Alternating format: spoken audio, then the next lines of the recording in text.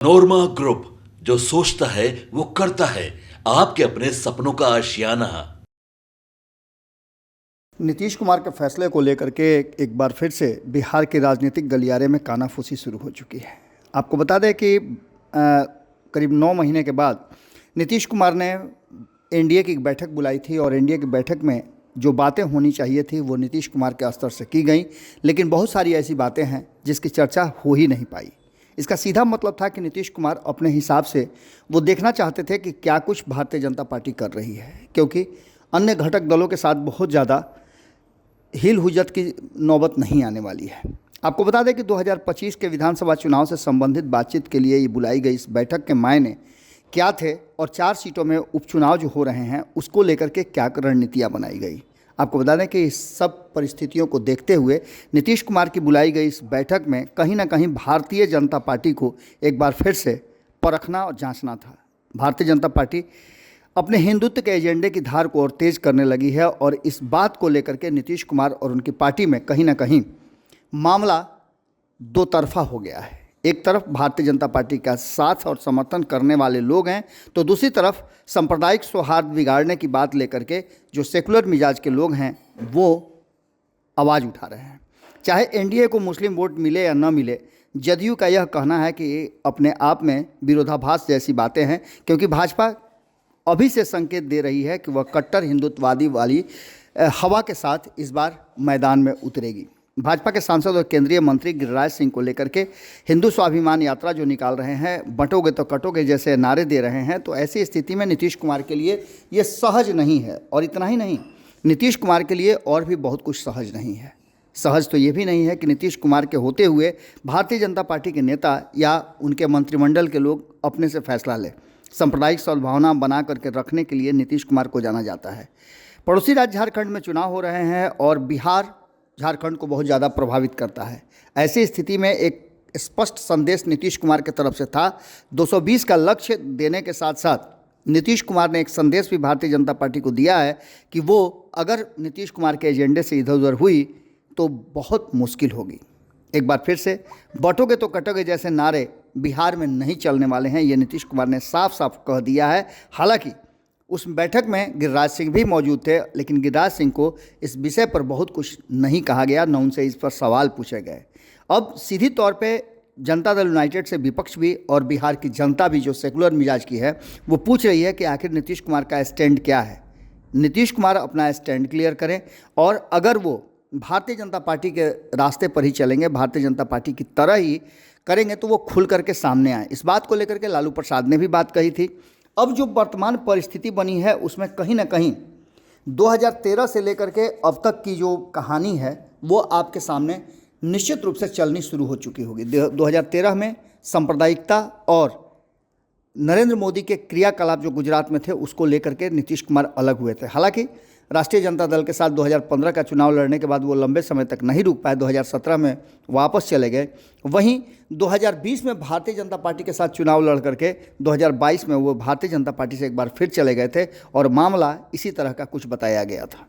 इसका मतलब है कि कहीं ना कहीं हिंदू वोटों के ध्रुवीकरण को लेकर के जिस तरह से भारतीय जनता पार्टी ने अभियान छेड़ा है उसका नीतीश कुमार को फ़ायदा या घाटा क्या होना है, ये बातें भी अब सामने नज़र आ रही हैं। इन्हीं सब बातों के बीच में आपको बता दें कि जो कानाफूसी चल रही है उसमें भाजपा का खेल समझ गए हैं नीतीश कुमार।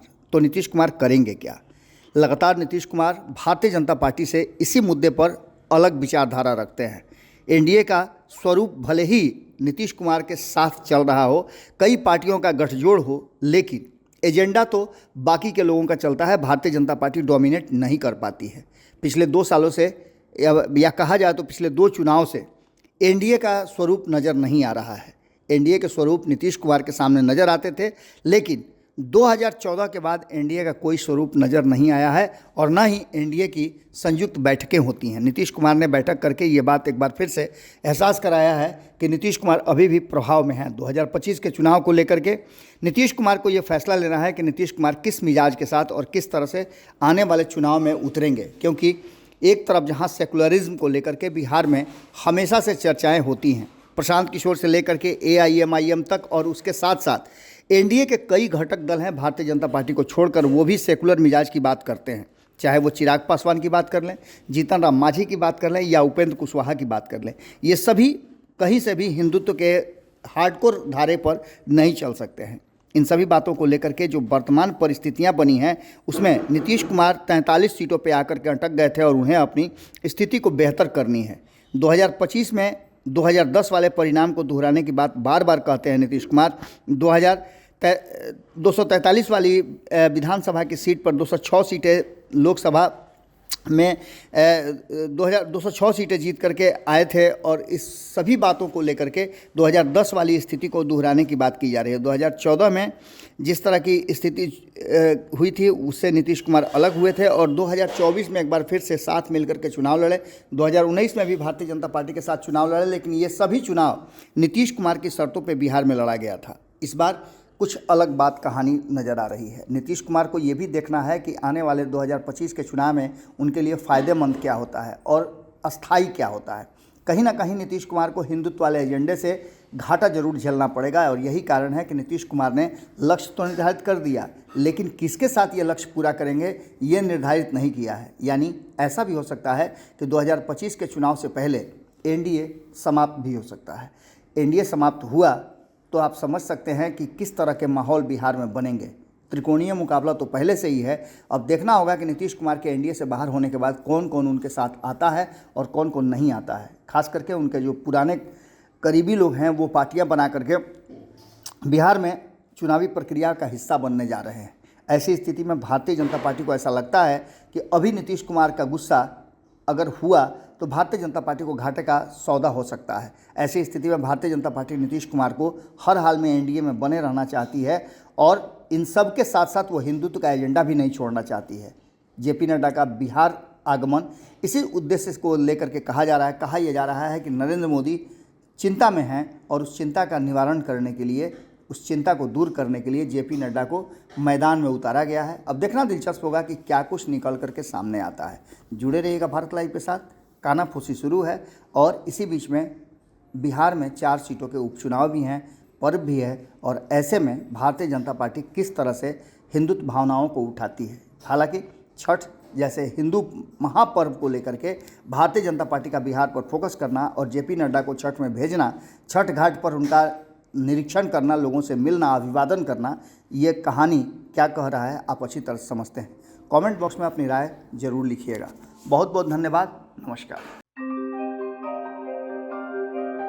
आपके सपनों को हमने सजाया है, ई होम्स पैनोरामा को हमने बनाया है। ई होम्स मेरा एक सपना था जिस पे मैं पिछले 4 साल से काम कर रहा था। हमने जो बनाया है वो सबने है माना।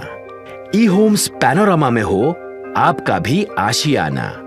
और फाइनली हमने 2021 में इस प्रोजेक्ट को लॉन्च किया। बहुत लोग अप्रिशिएट कर रहे हैं कि पूर्णिया जैसे शहर में, बिहार के, एक तो बिहार की बात करें उसमें भी पूर्णिया जैसे छोटे जगह में इस तरह का लाइफस्टाइल देना, ये सुन के हम लोगों को बहुत अच्छा लगता है।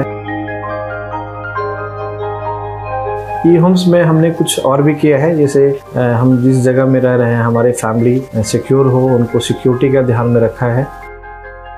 आपकी सुविधा और सुरक्षा आपके लिए खास है, ये आपका विश्वास है। इसमें आर्टिफिशियल इंटेलिजेंस का 7 लेयर सिक्योरिटी का हमने इस्तेमाल किया है। लश ग्रीन कैंपस को बनाया है। यदि हमारा बाउंड्री वाल है तो वो वर्टिकल गार्डन है।